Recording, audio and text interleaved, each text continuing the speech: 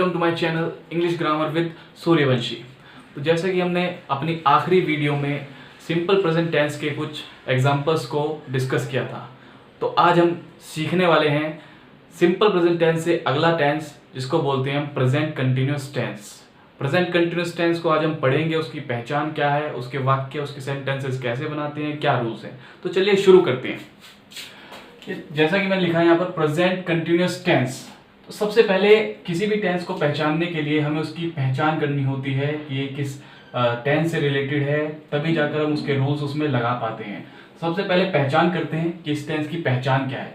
इस टेंस के वाक्यों में कार्य लगातार चल रहा होता है, यानी कि अभी इस वक्त जैसे पंखा चल रहा है तो इस वक्त चल रहा है, जैसे मैं पढ़ा रहा हूँ, जैसे मैं अभी पढ़ा रहा हूँ, तो जो कार्य चल रहा होता है लगातार और वो भी वर्तमान में, ये वर्तमान के लिए होता है, इसलिए इसको प्रेजेंट कंटिन्यूअस टेंस बोलते हैं।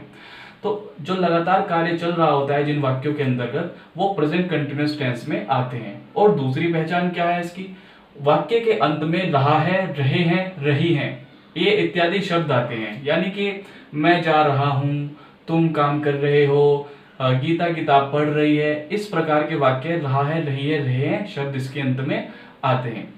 तो ये बहुत ही बेसिक सी पहचान है। वैसे ये सबसे आसान टेंस है, अगर पढ़ाई के उद्देश्य से देखा जाए तो सारे टेंसेस में ये सबसे आसान लगता है, क्योंकि इसमें ज़्यादा वर्ब्स नहीं यूज़ होती हैं, इसमें केवल कुछ ही वर्ब्स यूज़ होती हैं और बेसिक सी चीज़ें इसमें ध्यान रखनी होती हैं आपको। तो चलते हैं अपने अफर्मेटिव सेंटेंस की ओर। अफर्मेटिव सेंटेंस यानी पॉजिटिव सेंटेंसेस, इसका मतलब होता है सकारात्मक वाक्य। सकारात्मक वाक्य मैंने आपको बताया था, वो वाक्य होते हैं जिनमें नहीं होता है। इसका मतलब जिसमें केवल सकारात्मक बात होती है, नहीं का उपयोग नहीं होता है। तो हम समझ लेते हैं अब इसका रूल कैसे होता है। स्ट्रक्चर मैंने लिखा है यहाँ पर इसका।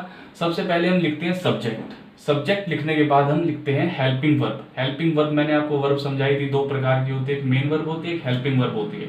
अब ये हेल्पिंग वर्ब इसमें कौन कौन सी हैं, इसमें इज, एम, आर, इसमें 3 हेल्पिंग वर्ब होती हैं। तो सब्जेक्ट के बाद हमें हेल्पिंग वर्ब लगानी होती है, उसके बाद हमको लगानी होती है मेन वर्ब।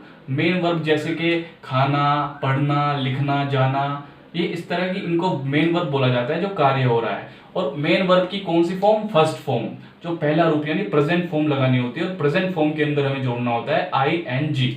मेन वर्ब की फर्स्ट फॉर्म में आईएनजी जोड़ने के बाद मेन वर्ब की फोर्थ फॉर्म बन जाती है, जो मैंने आपको शुरुआती वीडियो में बताया था। मगर आप इसको मेन वर्ब की फर्स्ट फॉर्म में आईएनजी जोड़ने जैसा ही समझिए। उसके बाद बचा हुआ हिस्सा जो बचता है शेष यानी ऑब्जेक्ट, वो हमको लिखना होता है। अब इस किसके साथ लगाना है, एम और आर किसके साथ लगाना है, ये समझ लीजिए। अगर कोई सिंगुलर सब्जेक्ट है, जैसे कोई लड़का है, एक लड़का, ही है, या कोई लड़की है, शी, या कोई वस्तु है, इट, और या कोई व्यक्ति है, उसका नाम है रोहन, या कोई मदर, फादर, कोई एक व्यक्ति है, तो उसके लिए हम लगाते हैं सब्जेक्ट के साथ इज। अगर प्लूरल है यानी कि बहुवचन है, जैसे कि यू या वी यानी हम, दे यानी वे, दीज, दोज, ये सब बहुवचन है, तो इसके साथ लगाते हैं सब्जेक्ट के साथ हम आर, और आई के साथ हम लगाते हैं एम। आई के साथ केवल एम लगता है। तो इसका एक एग्जांपल लेकर हम समझ लेते हैं, आपको समझ आ जाएगा। मैं आपको एग्जांपल देके समझा देता हूँ। जैसे लिखा हुआ है वह क्रिकेट खेल रहा है, वह क्रिकेट खेल रहा है। सो ही इज प्लेइंग क्रिकेट मैंने लिखा है। क्यों लिखा है, सबसे पहले कौन क्रिकेट खेल रहा है, वह कौन है यहाँ पर, सब्जेक्ट। सब्जेक्ट को लिखना है हमको सबसे पहले ही, उसके बाद हेल्पिंग वर्ब लगानी है। Helping verb is, am, are में से हमको एक लगानी है। तो इसमें क्या लगेगी, मैंने आपको भी सिंगुलर के लिए समझाया कि ही, शी, इट, रोहन सबके साथ जो है इज लगती है। तो ही इज अब क्या कर रहा है, खेल रहा है। खेल रहा का मतलब क्या होता है, प्ले। तो प्ले फर्स्ट फॉर्म होती है खेलने की, उसमें आईएनजी जोड़ना है। प्ले में जब आप आईएनजी जोड़ते हो तो प्लेइंग बन जाता है, ही इज प्लेइंग। अब ऑब्जेक्ट क्या बचा, cricket, so he is playing cricket. इसी की तरह आप जस्ट लाइक दैट ये समझ सकते हो, वे क्रिकेट खेल रहे हैं, वे क्रिकेट खेल रहे। अब यहाँ पर ये बहुवचन हो गए, वे यानी एक से ज्यादा हो गए तो दे, तो बहुवचन हो गए तो इसके अकॉर्डिंग हम आर लगाएंगे। दे आर क्या कर रहे हैं, वो भी खेल रहे हैं, प्लेइंग, क्या खेल रहे हैं, cricket, so they are playing cricket. तो ये अफर्मेटिव सेंटेंसेस हैं। तो दोस्तों अब सीखेंगे नेगेटिव वाक्यों को कैसे बनाते हैं। चलिए शुरू करते हैं। नेगेटिव सेंटेंसेस यानी नकारात्मक वाक्य। नकारात्मक वाक्य क्या होते हैं, नकारात्मक वाक्य आपको बताया था मैंने, जिनमें नहीं का उपयोग होता है, यानी जिनमें नहीं आता है, उनको नकारात्मक वाक्य यानी नेगेटिव सेंटेंसेस बोलते हैं। तो इनके स्ट्रक्चर क्या होते हैं देख लेते हैं जरा एक बार तेजी से। स्ट्रक्चर में आता है सब्जेक्ट सबसे पहले, helping verb is, am, are बिल्कुल अफर्मेटिव की तरह, और बाकी सब अफर्मेटिव की तरह है, छोड़कर एक नोट को। हेल्पिंग वर्ब और मेन वर्ब के बीच में नोट आपको लगाना होता है, यानी आपको हेल्पिंग वर्ब के बाद नोट लगाना है, फिर मेन वर्ब की फर्स्ट फॉर्म सेम उसके अंदर आईएनजी को ऐड करना है, प्लस ऑब्जेक्ट आपको इसके बाद लिखना है। इस तरीके से आपको ये सेंटेंसेस बनाने हैं। चलिए एग्जांपल के थ्रू समझ लेते हैं।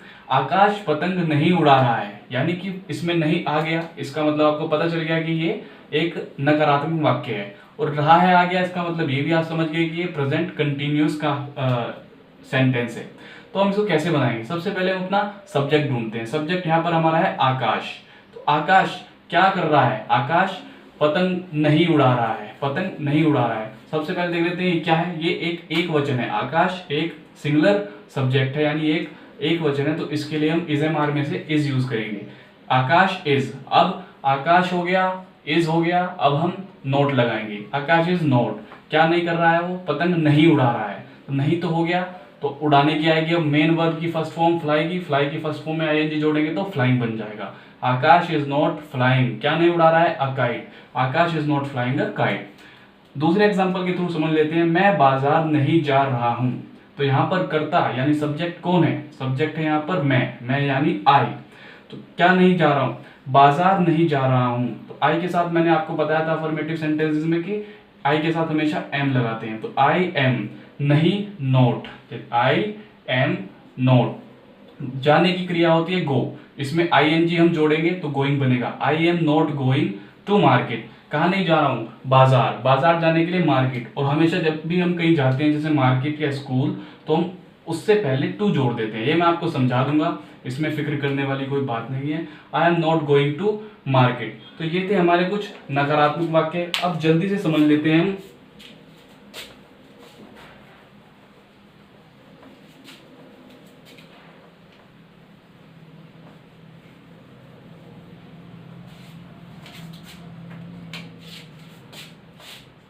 इंटेरोगेटिव वाक्यों को।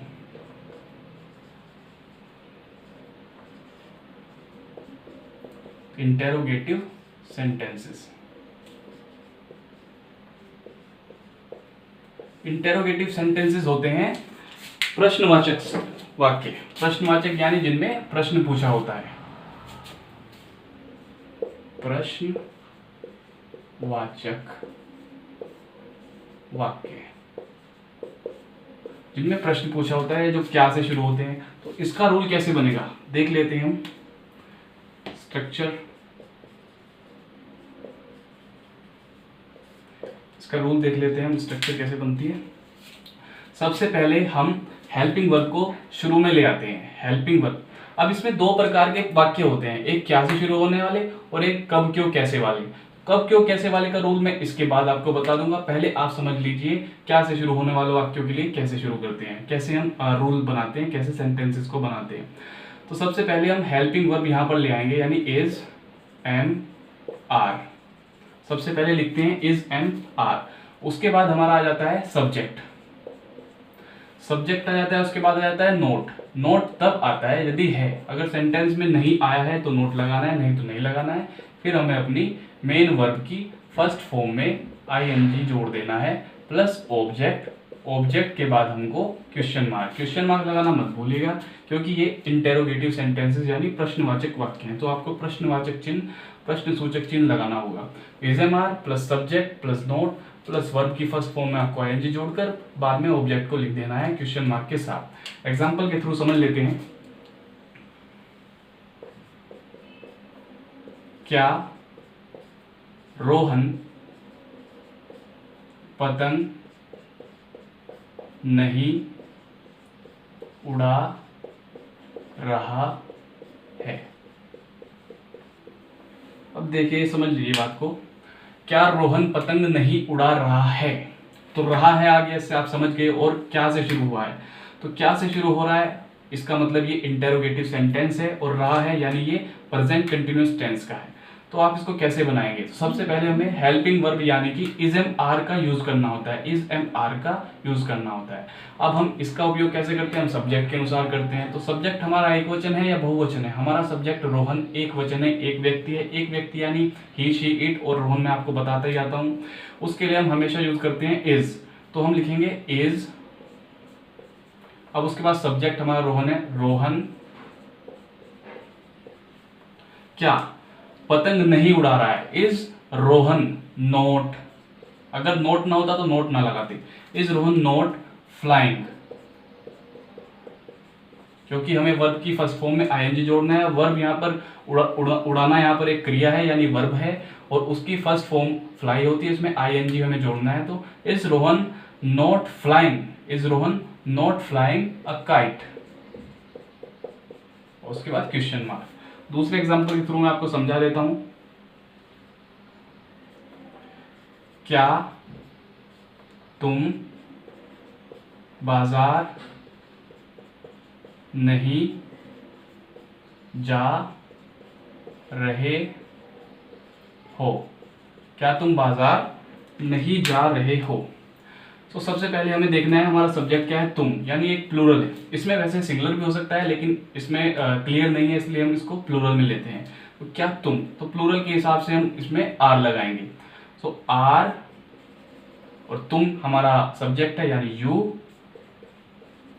नहीं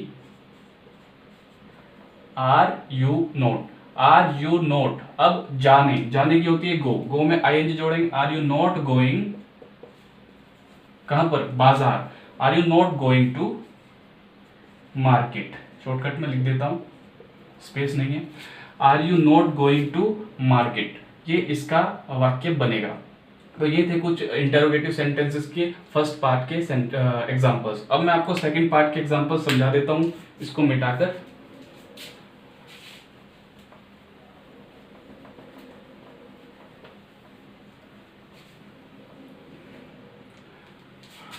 is am are plus subject, ये सब जो थे फर्स्ट पार्ट का रूल था। अब हमें इसमें क्या करना होता है, हमें इसमें कुछ नहीं करना है, जस्ट हमें इसमें क्वेश्चन वर्ड पहले ले लेना है। इससे भी पहले हमको क्वेश्चन वर्ड, यानी कि क्वेश्चन वर्ड क्या हो सकते हैं हमारा, हाउ हो सकता है, कैसे, वाई हो सकता है, क्यों, व्हेन हो सकता है, कब, वेयर हो सकता है। ये सब हमारे जो है क्वेश्चन वर्ड हो सकते हैं। एग्जाम्पल के थ्रू आपको समझा देता हूं। यहाँ पर क्वेश्चन वर्ड लिख लीजिए सबसे पहले, फिर इसके बाद ही। तो एग्जाम्पल हम ले लेते हैं, जैसे तुम क्या कर रहे हो, तुम क्या कर रहे हो, क्वेश्चन मार्क। सो अब देखो यहाँ पर क्या भी आ गया, तुम भी आ गया, और रहे हो, रहे हैं, इस तरीके से वाक्य भी आ गया। तो हमें कैसे बनाना है, सबसे पहले इसने पूछा क्या, यानी क्वेश्चन वर्ड है। तो क्वेश्चन वर्ड क्या की होती है, व्हाट। तो हमें बनानी है, लिखना है यहाँ पर व्हाट, रूल के अकॉर्डिंग क्वेश्चन वर्ड यानी व्हाट।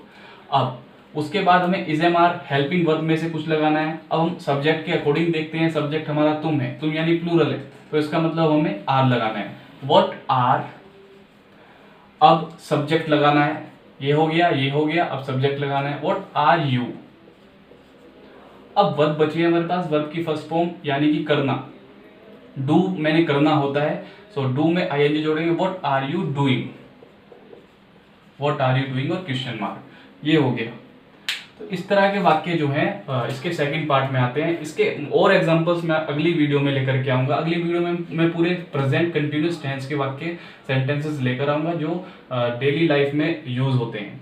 अब मैं आपको कुछ और बात समझाना चाहता हूँ। आप देख रहे होंगे यहाँ पर कुछ लिखा है इधर, some verbs we don't use in this tense, यानी हम प्रेजेंट कंटिन्यूअस टेंस में कुछ वर्ब्स हैं जो उस तरह से यूज नहीं करते जैसे हम नॉर्मली यूज करते हैं, जैसे सी।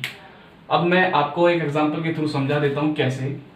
इसमें कुछ वर्ब्स लिखी हुई हैं, सी यानी देखना, हियर यानी सुनना, स्मेल यानी सूंघना, नो मतलब जानना, डाउट मतलब शक करना, लुक देखना, वांट चाहना, एंड डिजायर ये इच्छा, अंडरस्टैंड समझना, सेटिस्फाई संतुष्ट, और नीड यानी जरूरत, आवश्यकता। तो ये और भी बाकी बहुत सारी होती है, मैंने सब नहीं लिखी हैं, लेकिन मैं आपको कुछ समझा दूँ। ये मुख्य है मेन कि इनका उपयोग प्रेजेंट कंटिन्यूअस टेंस में हम नहीं करते हैं। क्यों नहीं करते हैं और किस तरीके से करते हैं अगर करते हैं तो, क्योंकि अगर हम सी को हम ऐसे लिखेंगे, मैं तुम्हें देख रहा हूँ, आई एम सीइंग यू, ये बिल्कुल गलत सेंटेंस है। अगर आपको कोई इस तरह का वाक्य बताता है तो ये बिल्कुल गलत सेंटेंस है, इस तरीके से नहीं बोला जाता है। मैं आपको एक एग्जांपल के थ्रू आपको समझाता हूँ। वह इसे समझ रहा है, यहाँ पर नीचे लिखा है वह इसे समझ रहा है। तो वह कौन हो गया? ही। वह एक वचन है तो इज। अब समझ रहा है, अगर आप रूल के अकॉर्डिंग चलोगे, अफर्मेटिव के रूल के अकॉर्डिंग चलोगे तो आप देखोगे समझने की होती है अंडरस्टैंड, और उसकी फर्स्ट फॉर्म में आईएनजी जोड़ दो। तो अंडरस्टैंड में आईएनजी जोड़ोगे तो आप बनेगा ही इज अंडरस्टैंडिंग, और किसे? इसे यानी it. So he is understanding it. तो आप इस तरीके से कुछ वाक्य बनाओगे, लेकिन मैंने वहां पर गलत का चिन्ह लगाया हुआ है, इसका मतलब ये गलत है, ये ऐसे नहीं बनेगा। मैं आपको यहाँ पर बता देता हूँ। अगर इस तरह का कोई वाक्य आ जाता है, इसमें अंडरस्टैंड की जगह कोई भी अदर वर्ब यूज होती है, अगर desire, understand, satisfied, need, look, want कोई भी यूज होती है या एटसेट्रा, अलग से मैं जो बची हुई वर्ब्स हैं वो भी आपको कभी ना कभी बता दूंगा। तो आप कैसे यूज करें? तो आपको इसको सिंपल प्रेजेंट टेंस में बनाना है, जो हमने पहले पढ़ा है ना, सिंपल प्रेजेंट, यानी he understands it. He understands it. He एक वचन है, तो एक वचन के साथ हमने पिछले सिंपल प्रेजेंट टेंस में पढ़ा था कि हम एस या ईएस लगाते हैं। तो ही अंडरस्टैंड्स इट। तो हमें इस तरीके के जो वाक्य आएंगे, भले ही रहा है, रही है, उसमें आ रहे हैं, उससे मतलब नहीं है। अगर वो इन वर्ब उसका यूज, वर्ब्स का यूज उनमें हुआ है, तो आपको सिंपल प्रेजेंट टेंस के अकॉर्डिंग ही बताना है। तो ये थे कुछ प्रेजेंट कंटिन्यूअस टेंस के सेंटेंसेस, कुछ आपको रूल्स मैंने बताए। अब इसके कुछ एग्जांपल्स हम अपनी अगली वीडियो में साझा करेंगे। तो मिलते हैं अपनी अगली वीडियो में।